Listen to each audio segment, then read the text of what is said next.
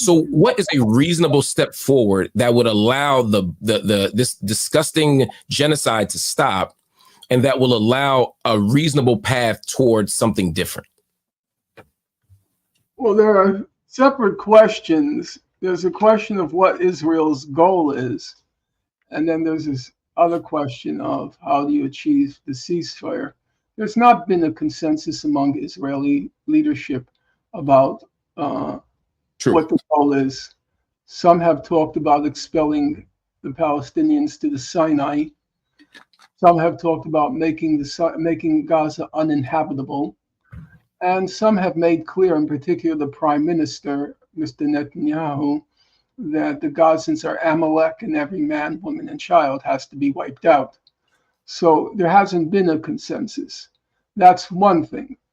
A second thing is it's now become clear that a lot of their goals they cannot achieve. Egypt has called a mass expulsion to Sinai a red line. It won't accept it. So that seems out as an option. It may become an option. I can't predict if Israel herds everybody in one corner of Gaza.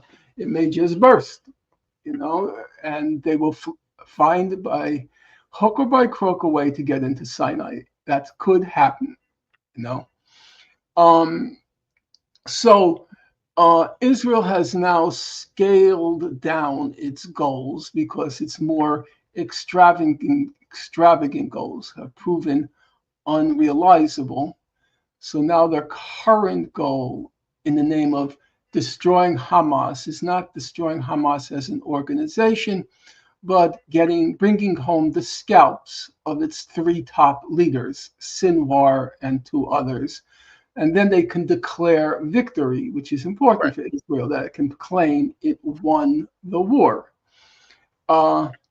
So exactly what an Israeli victory would look like at this point, I think, is they managed to, so to speak, take out, I hate these military expressions, but I'll use them.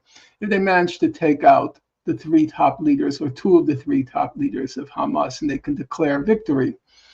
As to the ceasefire, once they achieve that goal, assuming they do, then there could be a truce negotiated by the United States. However, we have to be careful. People say, "Oh, you can't trust Hamas because it breaks its words in ceasefires." As a factual matter, that's just not true. I've gone through the evidence very carefully. Hamas usually abides by the ceasefires. It's Israel for various pretexts, and the pretexts vary that breaks the ceasefires. But let's leave that aside for a moment. That factually, that's an incorrect statement. The more important point is, of course, Hamas is going to break the ceasefire eventually, because a ceasefire means a return to the status quo ante.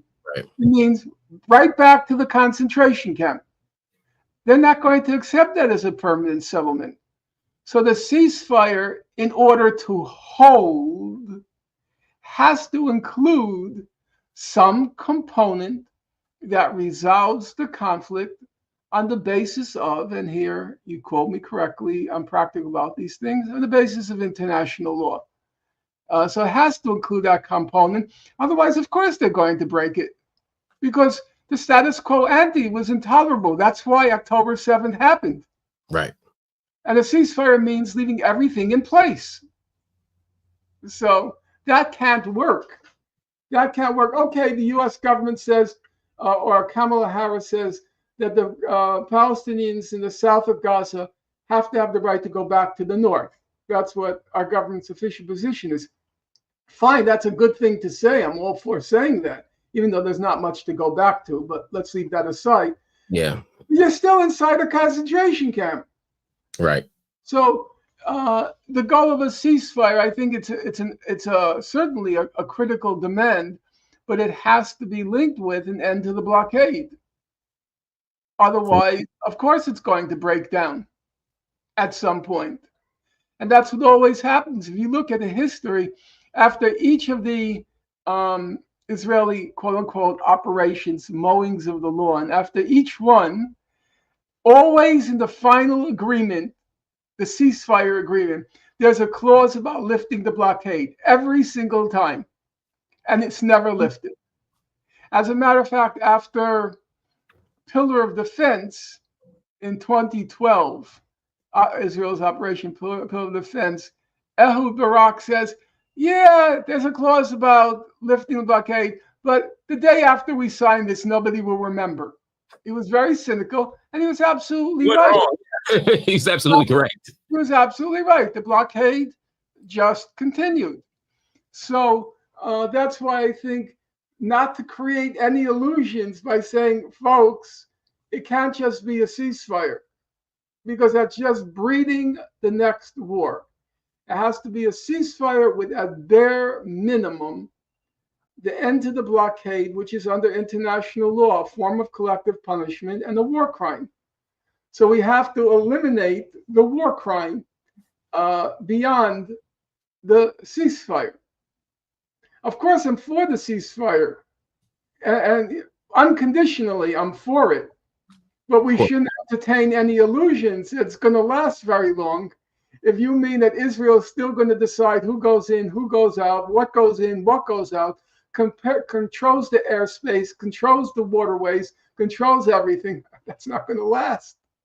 And given the events of October 7th, they have an even more justifiable security pretext for intensifying restrictions and maintaining everything. First of all, they're going to declare at least half of the northern sector. They're going to declare it a buffer zone, a new security zone. That just is a given. Right. So another swath of Gaza will become inaccessible to the people of Gaza, who already live in among the most densely populated places on God's earth.